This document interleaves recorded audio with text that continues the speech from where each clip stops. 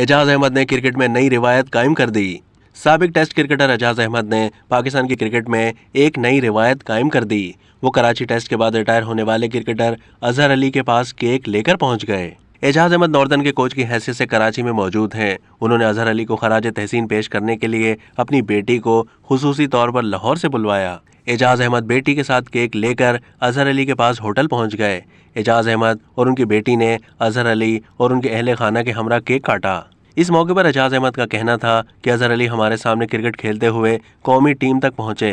कौमी टीम और डोमेस्टिक में अजहर अली मेरी कोचिंग में भी खेले हैं। उनकी शख्सियत पर बात करते हुए एजाज अहमद का कहना था कि अजहर अली अच्छे क्रिकेटर ही नहीं, एक नफीस इंसान भी हैं।